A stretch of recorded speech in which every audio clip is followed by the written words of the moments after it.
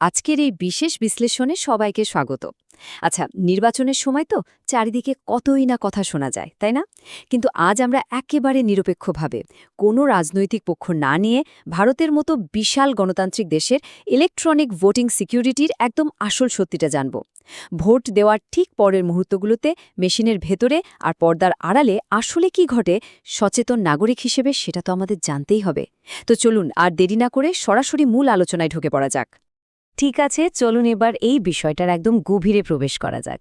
ইভিএমে বোতাম চাপার পর কাঁচের ভেতর দিয়ে যে কাগজের স্লিপটা দেখা যায়, সেটা নিয়ে সাধারণ ভোটারদের মনে এই প্রশ্নটা বারবার ঘোরেই।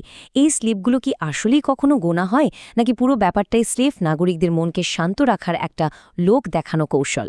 আজকের এই বিশ্লেষণে আমরা ধাপে ধাপে এই বিভ্রান্তিটাই দূর করব, আর ঠিক কী ঘটে তার একেবারে নিখাত বাস্তব চিত্রটা তুলে ধরব। তবে মূল প্রক্রিয়ায় যাওয়ার আগে এই ভিভিপ্যাট বা ভোটার ভেরিফায়েবল পেটার অডিট ট্রেল জিনিসটা আসলে কি সেটা একটু ঝালিয়ে নেওয়া যাক। খুব সহজ ভাষায় এটা হলো ইভিএম মেশিনের সাথে যুক্ত থাকা একটা প্রিন্টারের মতো সিস্টেম। বোতাম চাপলেই এই মেশিনের স্বচ্ছ কাচের ভেতর দিয়ে একটা কাগজের স্লিপ বেরিয়ে আসে, যেখানে পছন্দের প্রার্থীর নাম আর প্রতীক একেবারে স্পষ্ট ছাপা থাকে। মানে ডিজিটাল কাজটার একটা জ্যান্ত ফিজিক্যাল প্রমাণ ভোটটা যে ঠিক জায়গায় পড়েছে এটা দেখে তাৎক্ষণিকভাবেই নিশ্চিত হওয়া যায়।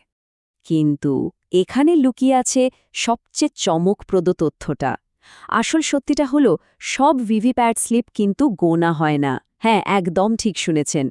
অনেকেই হয়তো ভাবেন যে নির্বাচনের পর প্রতিটি মেশিনের সব স্লিপ বের করে ম্যানুয়ালি গোনা হয়, কিন্তু বাস্তবে তা একেবারেই হয় না। এখন প্রশ্ন আসতেই পারে, তাহলে এই বিশাল সিস্টেমের লাভটা কি হলো? চিন্তা নেই, ভারতের নির্বাচন কমিশনের এর পেছনে একটা অত্যন্ত সুনির্দিষ্ট আর চমৎকার লজিক আছে, সেটাই আমরা এখন দেখব। এখন এখানকার সবচেয়ে আকর্ষণীয় বিষয়টা হলো এই ৫ সংখ্যাটি। নির্বাচন কমিশনের নিয়ম অনুযায়ী প্রতিটি বিধানসভা কেন্দ্র থেকে সম্পূর্ণ র্যান্ডমভাবে, মানে লটারির মতো করে ঠিক ৫টি ভিভিপ্যাট মেশিন বেছে নেওয়া হয়। আগে থেকে কারো পক্ষে জানা সম্ভব নয় যে কোন মেশিনগুলো পরীক্ষা করা হবে। শুনতে ৫ সংখ্যাটা খুব ছোট মনে হতে পারে, কিন্তু পরিসংখ্যানের ভাষায় এত বড় একটা সিস্টেমের ত্রুটি যাচাই করার জন্য এই র্যান্ডম স্যাম্পলিং পদ্ধতিটা কিন্তু বৈজ্ঞানিকভাবে প্রমাণিত এবং ভীষণ রকম কার্যকর। তো বন্ধ দরজার ওপাশে ভোট গণনার দিন আসলে কি ঘটে? চলুন পুরো বিষয়টা ধাপে ধাপে দেখা যাক। প্রথমেই তো ওই ৫টি মেশিন র্যান্ডমভাবে নির্বাচন করা হলো। এরপর দ্বিতীয় ধাপে খুব সাবধানে সেই নির্দিষ্ট মেশিনগুলোর সিল খোলা হয় আর ভেতরে জমা হওয়া সব কাগজের স্লিপ বের করা হয়।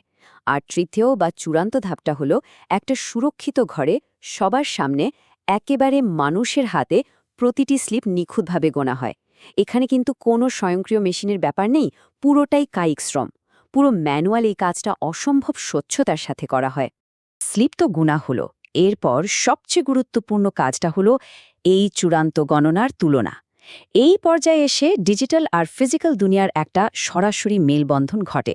একদিকে ইভিএম মেশিন থেকে পাওয়া ডিজিটাল ফলাফল, আর অন্যদিকে এইমাত্র মানুষের হাতে গোনা ভিভিপ্যাট স্লিপের বাস্তব ফলাফল।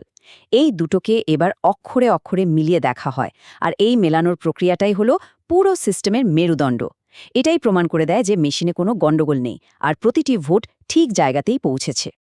এখন স্বভাবতই মাথায় আসতে পারে, আচ্ছা, দুটো ফলাফলে যদি অমিল দেখা যায় তখন কি হবে? সত্যি বলতে ডিজিটাল ফলাফল আর ম্যানুয়াল স্লিপের গণনায় অমিল হওয়ার ঘটনা বাস্তবে অত্যন্ত বিরল। কিন্তু কোনো সিস্টেমই তো আর ১০০% নিখুঁত হওয়ার গ্যারেন্টি দিতে পারে না। তাই যদি কখনো এমন অমিল ধরাও পড়ে, সিস্টেম কিন্তু সেটা এড়িয়ে যায় না। এর জন্য নির্বাচন কমিশনের একেবারে সুনির্দিষ্ট প্রোটোকল আছে। সাথে সাথেই একটা সম্পূর্ণ এবং বিস্তারিত তদন্ত শুরু করা হয়। এই সেফগার্ড বা সুরক্ষা ব্যবস্থাই নিশ্চিত করে যে কোনো অসঙ্গতি থাকলে তার চূড়ান্ত নিষ্পত্তি করা হবেই। আর এটি চমৎকারভাবে ফুটিয়ে তোলে আমাদের পুরো আলোচনাটির মূল বিষয়টা। ইভিএম ভোট প্রদান করে এবং ভিভিপ্যাট তা যাচাই করে।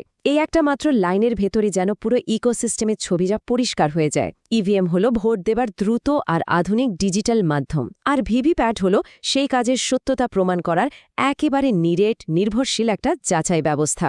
এই দুয়ের যুগলবন্দিতেই এমন একটা চমৎকার প্রক্রিয়া তৈরি হয়, যা প্রযুক্তিগতভাবে যেমন আধুনিক, তেমনি প্রমাণের দিক থেকেও অকাট্য।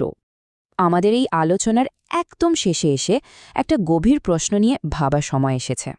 সাধারণ মানুষ বা ভোটাররা যখন এই লুকানো যাচাইকরণ ব্যবস্থাগুলো সম্পর্কে জানতে পারেন, যখন বুঝতে পারেন যে পর্দার আড়ালে প্রতিটি ডিজিটাল ভোটের একটা ফিজিক্যাল প্রমাণ রাখা হয় এবং তা এত কড়াকড়িভাবে মেলানো হয়, তখন সেটা পুরো নির্বাচনী কাঠামোর ওপর তাদের বিশ্বাসকে ঠিক কীভাবে বদলে দেয়।